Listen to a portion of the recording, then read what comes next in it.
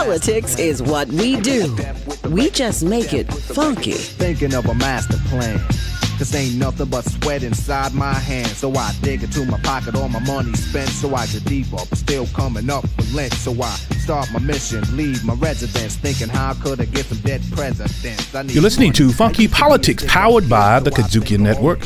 I am DC, one of the hosts of this wonderful program, sitting right alongside my trusty co-host, Doc Ford. Doc, how are you, sir? Trusty, man. That's how I am. Trusty? Trusty. I put my wallet up, though. I didn't. Trusty. A trustee. I'm trusty. You're trusty. I'm trusty. You're musty. Whatever. You know what? Dialoguing with us today, visiting with us on Funky Politics today. Yeah, funky. That's right, really funky. There we go. We've got a young brother out of Louisville, Kentucky, who's a social activist, who's a member of a prominent family out of Louisville, the Ali family, and who's doing some great work in the community right there in Louisville. That is Sean Waddell. Welcome to Funky Politics, brother Sean. How are you? Thank you, sir. I'm doing well today. How about yourself? Man, we are great. It's good and hot where I'm at, and the air is off, and I feel even hotter right now. Doc, what about you? You okay? I'm good, man. Well, I tell you what. I can function anywhere because I'm cold-blooded, man. You really are cold. You really are cold. Whatever. Hey, Sean, we want to jump right in this thing with you. I know we got you just for a little while, but let's talk about in terms of you're a black youth, young person. You're a senior in high school, I understand. And you're looking at something now that a lot of us at our age didn't see. You're looking at a presidency or a place in time now where we have someone who in the White House who doesn't look like you now for a change and doesn't necessarily speak your language right now. How are you all adjusting in terms of from a youthful standpoint and an activist standpoint? Where are you at in this space? I want to first start with President Obama being able to grow up under his presidency. I would say lifted a sense of I would say a minor badge of inferiority or impossibility off the minds of a lot of black children, and told them, what can't you do? This man's right before you. This man is the commander-in-chief. He changed the thinking of black youth when we saw President Obama, and he was the only president. I didn't really remember much of Bush, so President Obama to President Trump is really all I know in terms of living under presidents.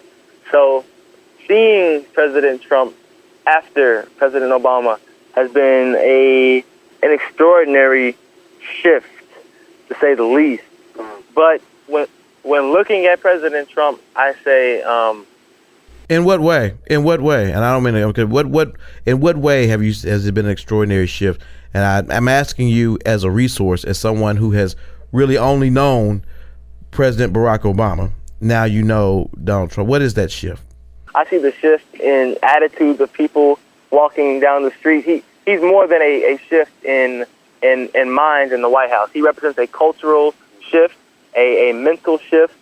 He represents a changing of times, whether we like it or not. He's a wake-up call to the United States and to the world that a lot of old thinking and a lot of rogue thinking, a lot of evil thinking and white supremacy, which we thought had been hidden or which we thought had been overcome. I look at the old newspapers and articles that came out around 2008 during Obama's running and when he became president. Oh, America headed towards a post-racial society. Are we overcoming? And then to see right now the rise in Islamophobia and the rise of anti-blackness across the world, this man represents a shift in every arena of life, culturally, politically, mentally. He's changed everything in the short time that he's been on the scene. And you're listening to Funky Politics, powered by the KUDZUKIAN Network. Let me jump right now. You said something, Sean, that's piqued my interest, and that's this post-racial time that President Obama was a part of his mantra. Do you believe that we were in, even when he was president, do you believe we were in a post-racial period of time? During Barack Obama's presidency, I never thought that we were approaching a post-racial era because all around me was racism in school and in the environment. I never thought that we were reaching. I actually thought that everybody around me was faking and lying. So when I see President Trump, he represents to me a lot of attitudes that I've been around for a long time. So when I see people so shocked by Trump, I'm like, oh, now you get to see what I've been around for a minute. But when I look at the Obama presidency, I see it as a clean face covering a dirty mind. He was a clean man, a clean family, a clean record. I think he had great aspirations and great hopes for this country. But you cannot cover a dirty mind and a dirty past and a dirty thinking. And when I speak about that, I'm talking about the history of the United States government and the United States in general, with racism and white supremacy and its failure to look at its injustices and correct them. You cannot put this clean black man with hopes and aspirations, basically echoing the call of Dr. King. You can't put that in front of all this wrongdoing, prejudice, and injustice, and think that this is going to this is going to be your atonement. That this is all going to be washed away. Right. And I actually think that attempt angered a lot of white Americans. They hated to see this image of this black man forcing us to act like we like these Muslims, like we like these black people. And now with Trump, many people feel like finally we can take off the mask, we can take back our country, and be just as nasty as we were before Obama and during Obama's presidency. Wow. Well, let me ask you this then, because you were talking about, I've heard this all of my life about us not being able to whitewash the past and America's brutal past as it relates to the treatment of African Americans and other people of color and non-white people. No matter what we do, no matter what successes and strides we make racially. So for me, and just asking you as a youth, what do you think that great atonement is going to be? What is it that's going to have to actually happen? And I mean realistically, because some things are just not going to happen. Will there be one? It's not going to be a 40 acres and a mule, at least not given to you by the government. So what is that great atonement that's going to occur? What does that look like? Or are we just doomed to try to put our best foot forward in a land of hypocrisy for all time from now on? I mean, what does that a Day of Atonement look like? We're definitely not doomed. I don't believe in any doom. I think that we're reaching that shift right now with President Trump. I think a lot of people think that President Trump is a great halt, a great deterrent in the road towards establishing justice, freedom, and liberty for all.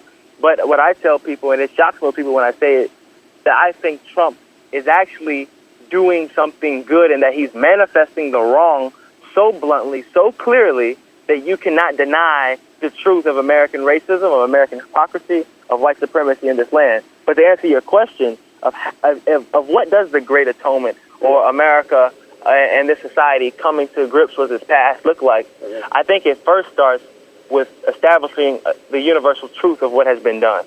There's so many lies and so much pollution and whitewashing around the truth of history. I read an article not too long ago, schools in Texas wanting to take out the word slavery in textbooks, or the civil rights movement. They try to brainwash us at a young age where, black people were suffering, we marched down the streets, and then we overcame. Or Kanye West says that slavery was a choice. Yeah, and that mess too.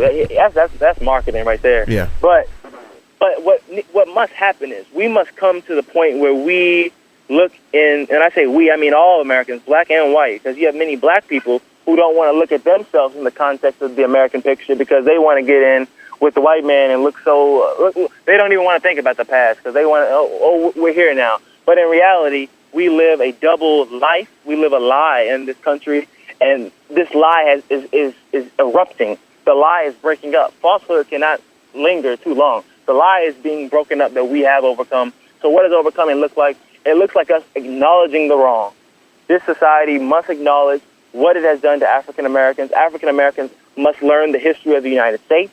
We must learn the history of ourselves. And then once we learn ourselves, we must put this new mind of truth where we know what's been done, where we're going. We must put this new mind with each other first. African Americans must work together to build, I think, first an economic base. You said the 40 acres and a mule is not going to come. I totally agree. Once we know ourselves in the context of this history and what's been done to us, the first step, I think, is to put an economic base together among African Americans and among other people of color and oppressed people where we can begin to control our communities. And then from that, where we can begin to fund our own education, things of that nature. Because, as you said, it's not going to get better from the system down. That's an old philosophy that I think is meant to keep the oppressed gentle and waiting for the oppressor. Yeah, the oppressed. Yeah, the way to keep the oppressed oppressed. That's what it is. Exactly. So I think that the solution is going to come from us recognizing us.